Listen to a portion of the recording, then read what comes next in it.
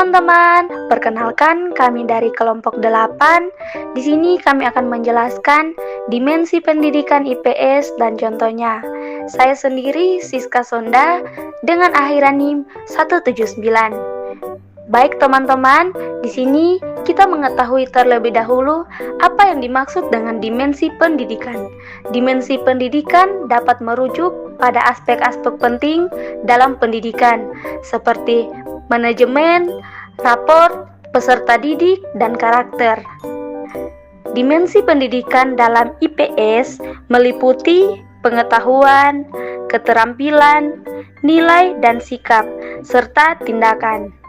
Oke teman-teman, selanjutnya akan dilanjutkan oleh teman saya.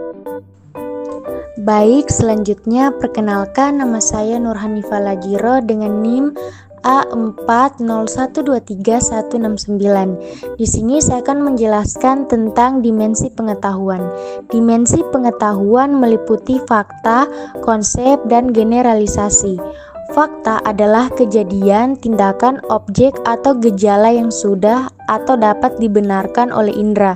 Contohnya yaitu ibu kota Indonesia adalah IKN.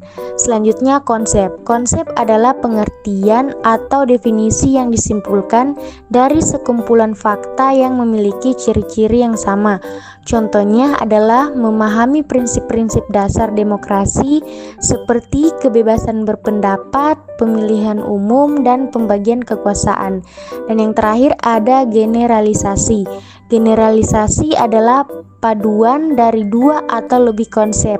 Contohnya yaitu masyarakat yang memiliki tingkat pendidikan tinggi cenderung memiliki tingkat kemiskinan yang rendah. Sekian dari saya, terima kasih.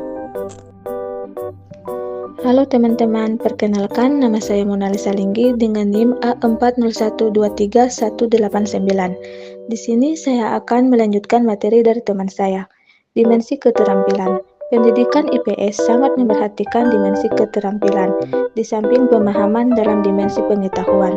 Kecakapan mengolah dan menerapkan informasi merupakan keterampilan yang sangat penting untuk mempersiapkan siswa menjadi warga negara yang mampu berpartisipasi secara cerdas dalam masyarakat demokratis.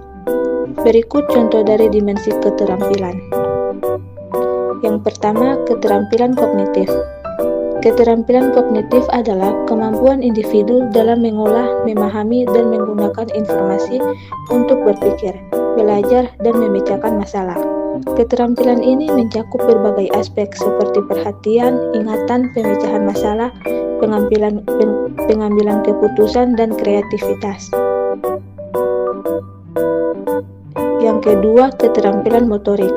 Keterampilan motorik adalah kemampuan seseorang dalam mengontrol dan mengkoordinasikan gerakan tubuhnya untuk melakukan aktivitas tertentu.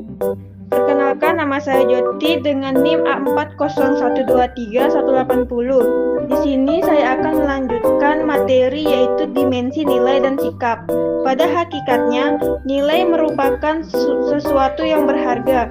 Nilai yang dimaksud di sini adalah seperangkat keyakinan atau prinsip perilaku yang telah mempribadi dalam diri seseorang atau kelompok masyarakat tertentu yang terungkap ketika berpikir atau bertindak.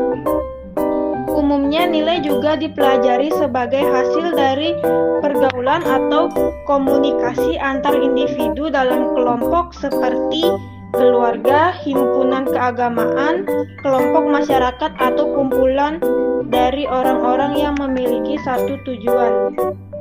Adapun beberapa contoh nilai dari sikap dalam kehidupan sehari-hari, yang pertama itu nilai kejujuran.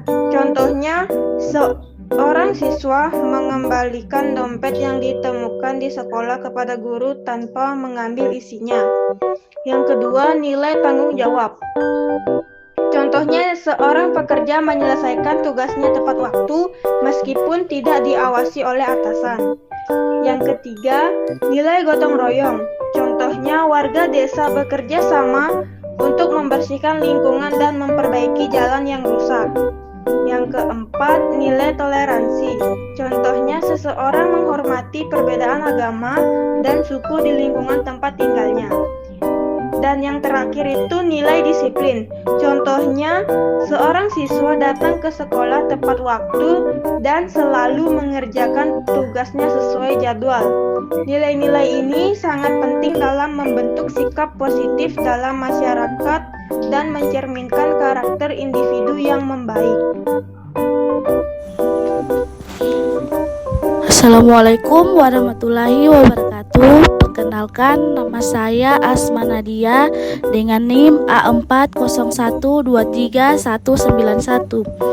Baik, selanjutnya materi yaitu dimensi tindakan.